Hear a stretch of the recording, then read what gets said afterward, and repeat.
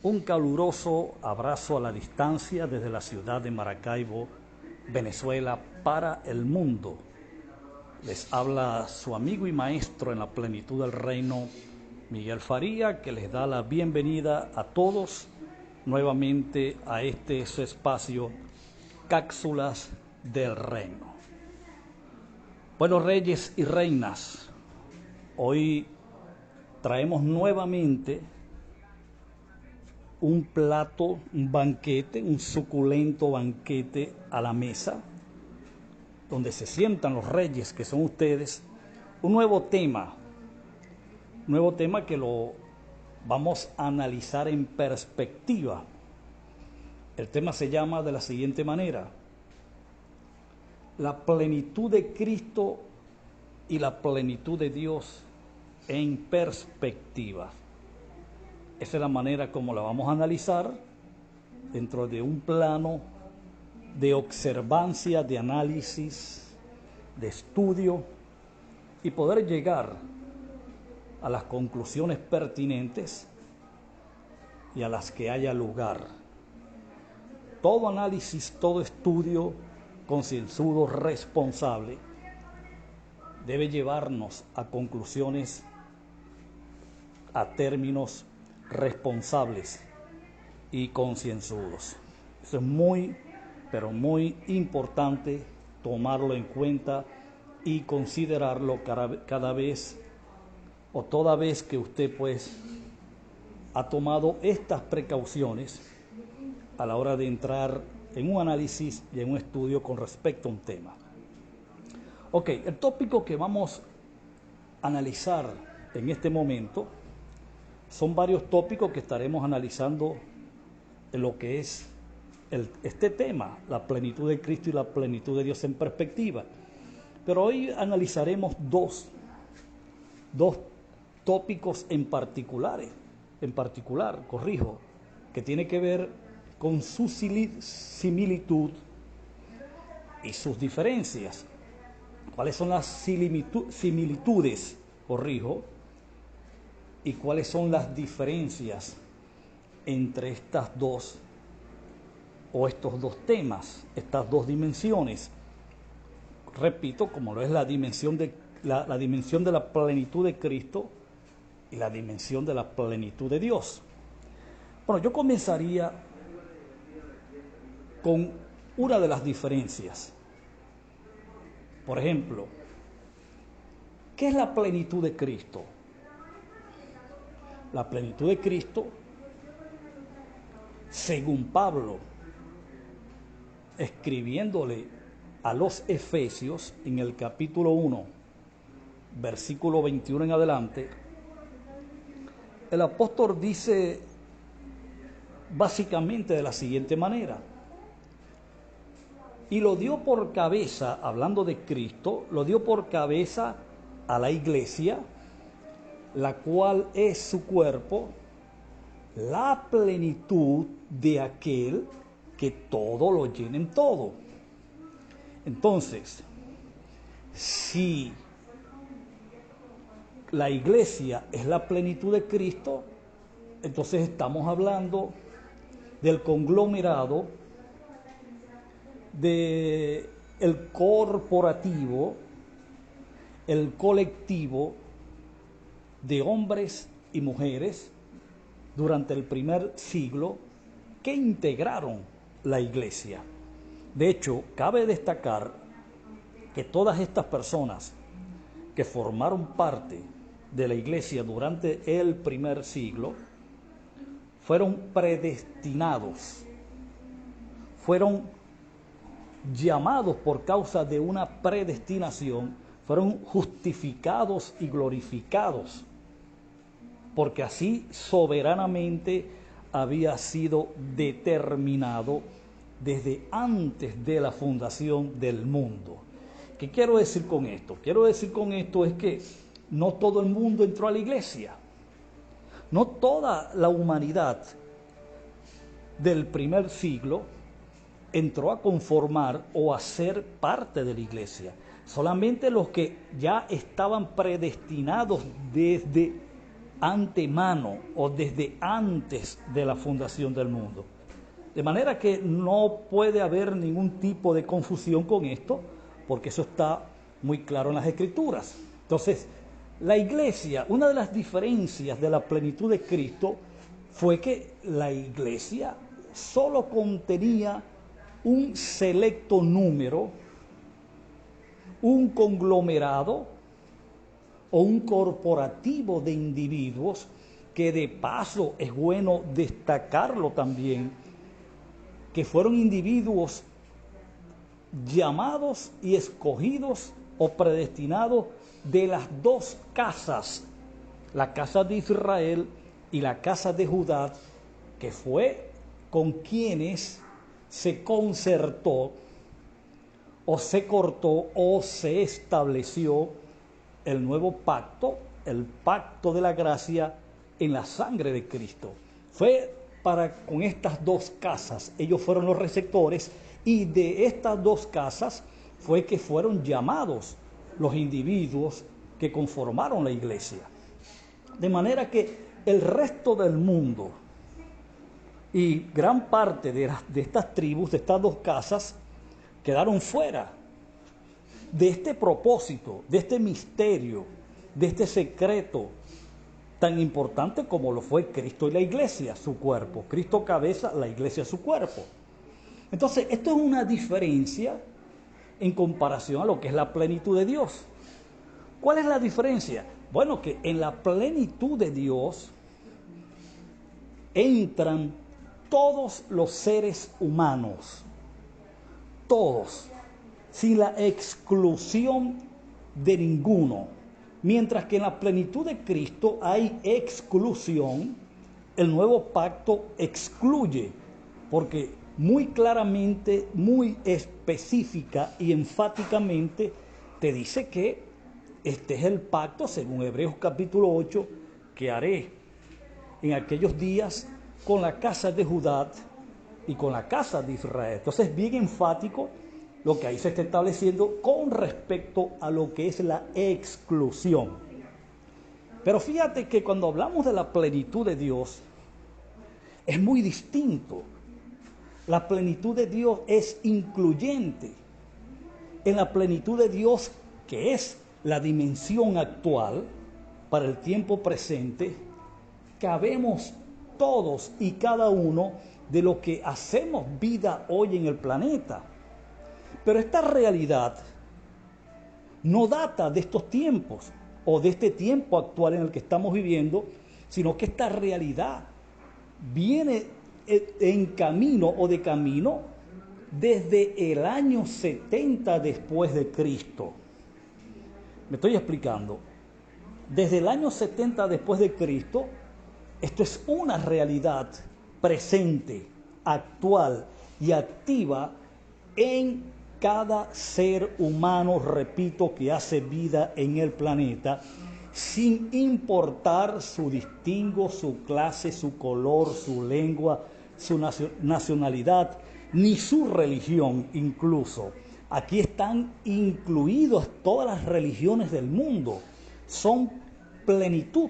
Cada individuo que conforma algún círculo religioso en el planeta, de los existentes, son plenitud, forman parte de la plenitud de Dios, aún ignorándolo, aún calumniando y blasfemando de esta realidad. Es su realidad actual y no hay forma de evadirla, no hay forma de que puedan escapar de esta gigantesca bendición.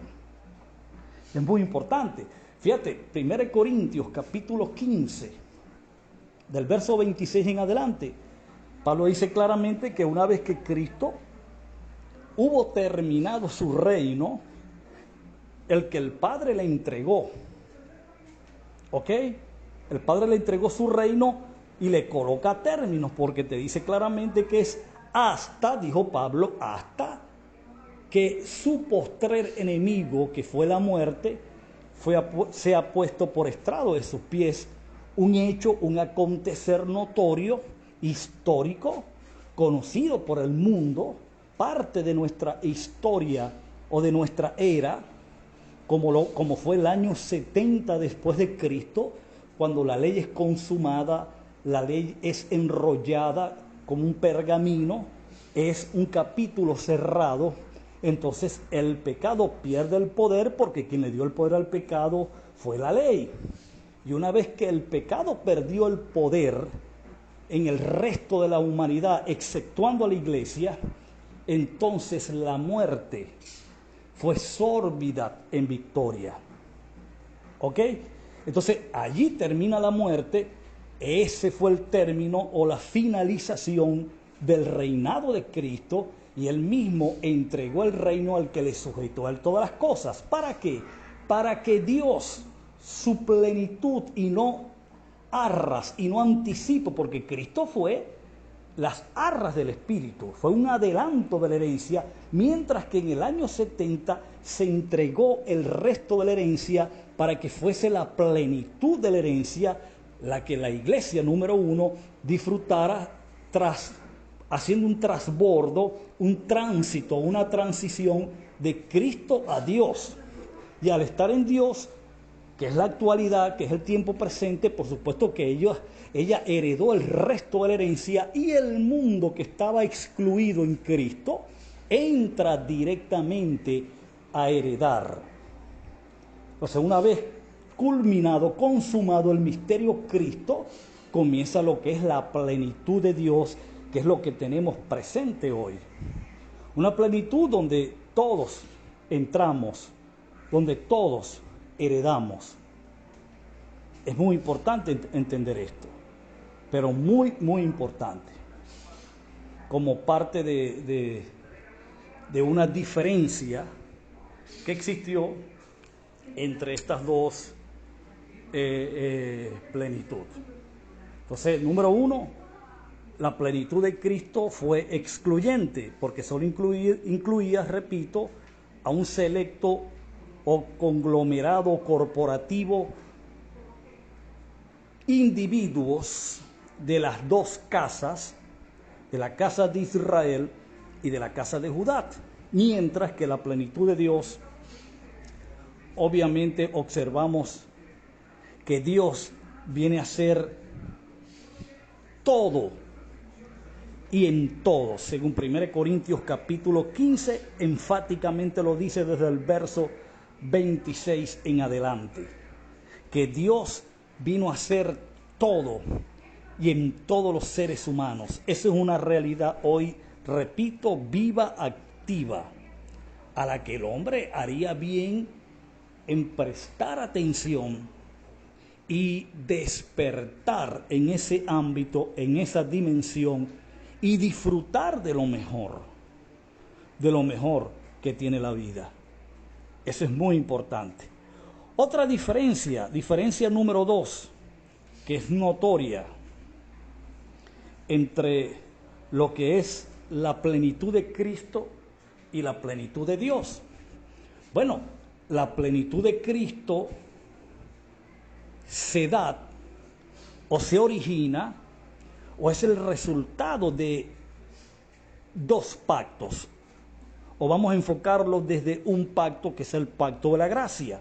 El pacto de la gracia, por causa de que Cristo cumple las condiciones del nuevo pacto, las demandas del nuevo pacto, Cristo origina un cuerpo que fue la iglesia. Cristo origina su plenitud, que fue la iglesia, como bien lo especificamos, o bien lo dijo el apóstol San Pablo en su carta a los Efesios.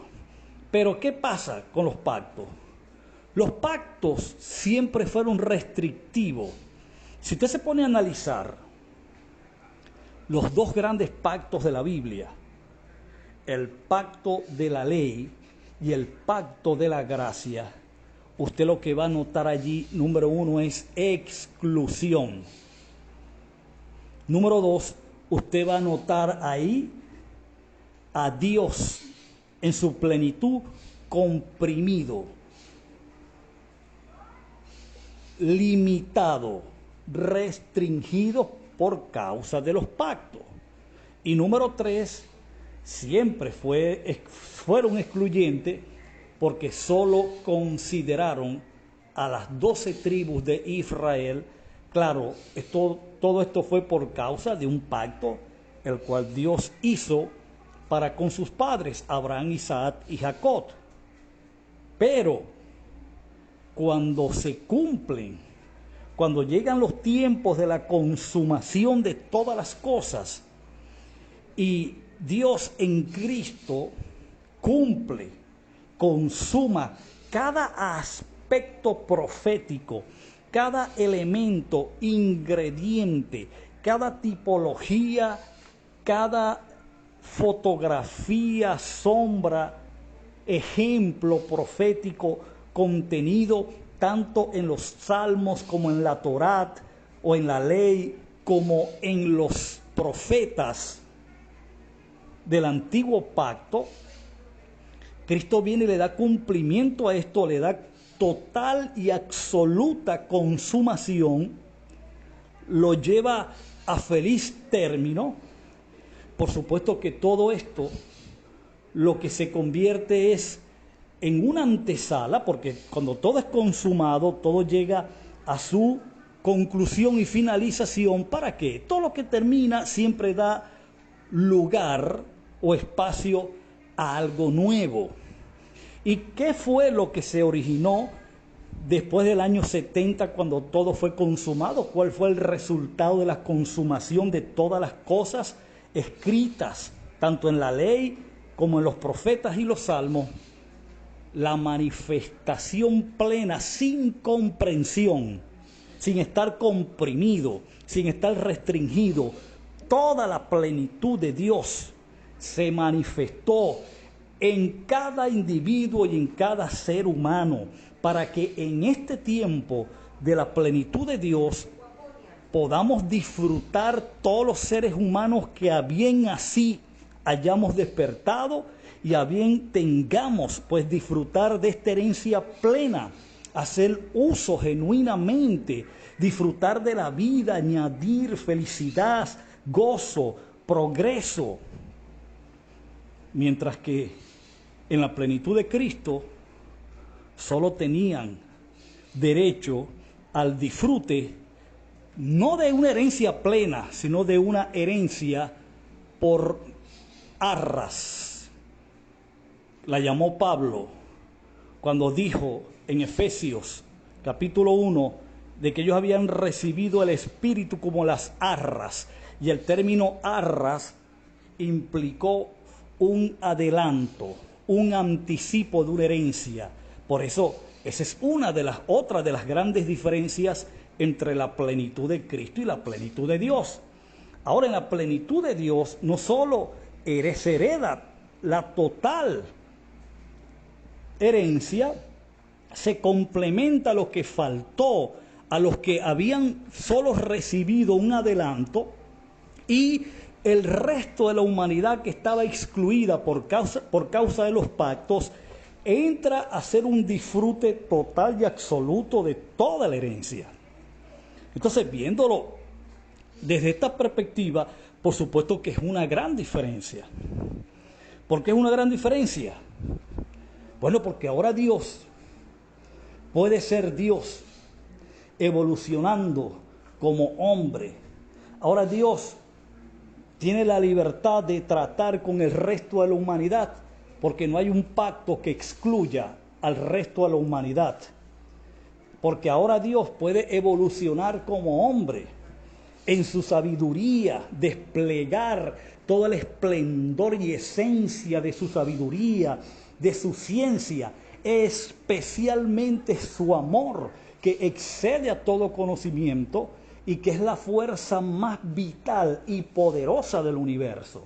Entonces, por supuesto que el tiempo que vivimos, una de las diferencias extraordinarias, gigantescas en comparación con la plenitud de Cristo, es que ahora el amor es desbordado en favor de todos los seres humanos y de la creación en general.